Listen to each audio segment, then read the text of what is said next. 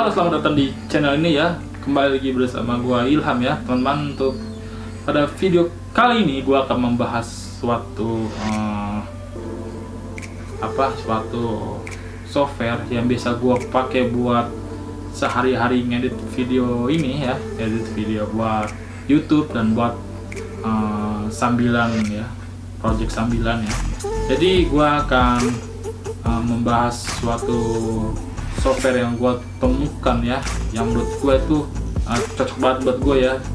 Jadi gue sebelumnya memakai aplikasi Adobe Premiere untuk edit video ya, Adobe Premiere Pro CC 2019, dan itu gue nggak pernah gue update ya. Jadi gue malas buat update-nya, dan gue nemuin aplikasi software, maksudnya gue nemuin software editing yang persis ya, yang buat gua hampir sama ya.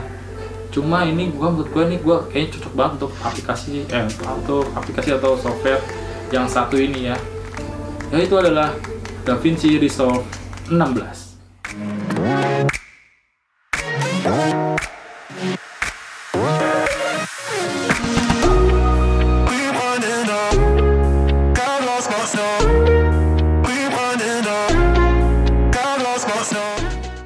Oke teman-teman semua, jadi gua membuat video ini adalah gua akan migrasi ya, atau gua akan pindah dari Adobe Premiere ke DaVinci Resolve 16. Kenapa alasan gua pindah ke DaVinci Resolve 16 ya?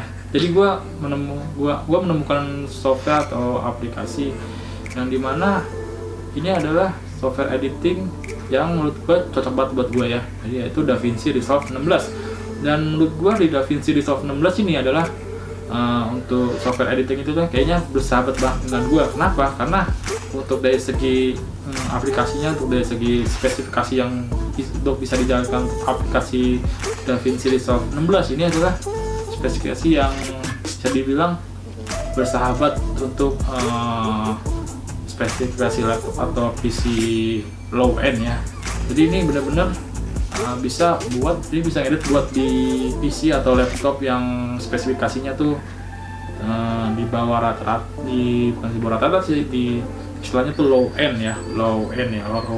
Jadi ini bener-bener bersahabat banget ya.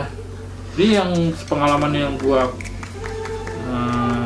sering pakai ya di Adobe Premiere itu adalah aplikasi editing yang menurut gua tuh sangatlah berat ya, sangatlah berat, dan di kalangan PC atau laptop low end ya, itu sangat berat ya. Jadi gua menyarankan untuk teman-teman semua yang belajar editing video usahakan nyari aplikasi selain Adobe Premiere ya. Jadi menurut gua Adobe Premiere itu kurang performanya terlalu berat lah untuk mengelola aplikasi tersebut ya.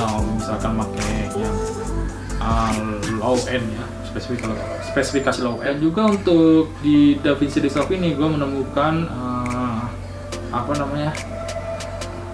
sesuatu yang unik, yaitu adalah untuk bagian color grading. Di sini color grading itu di DaVinci Resolve ini adalah menurut gue adalah untuk segi color gradingnya tuh sebenarnya ada bagian untuk color gradingnya, tapi tuh menurut gue spesifikasi banget ya untuk color gradingnya tuh.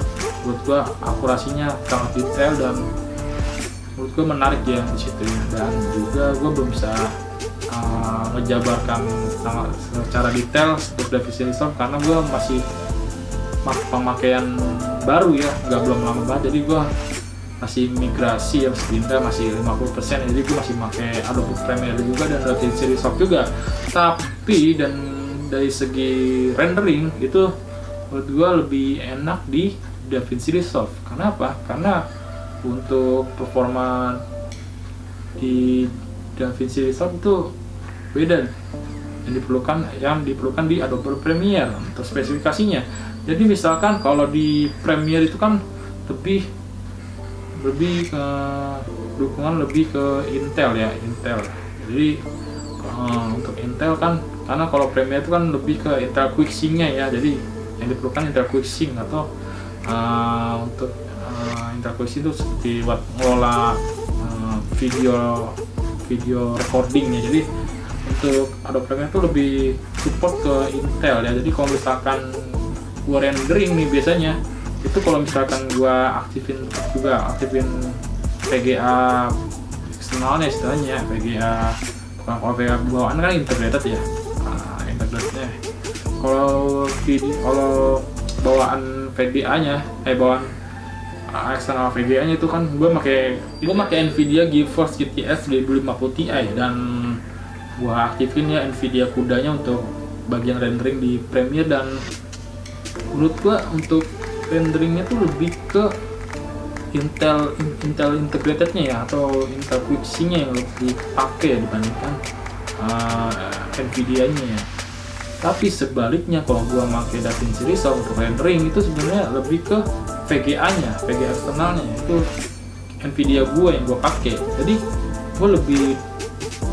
untuk proses editing lebih cepat gua di DaVinci Resolve karena lebih ke VGA yang gua pilih, misalkan Nvidia gitu kan. Dan menurut gue itu forward ya bagi gue, dan juga untuk fitur-fitur segudang banyaknya fitur-fitur di DaVinci Resolve itu juga wow banget. Dan menurut gue ini gue kayaknya cocok banget untuk pakai DaVinci Resolve. Dan juga mungkin gue tetap pakai Premiere juga, atau tetap pakai cuma lebih seringan ke DaVinci Resolve.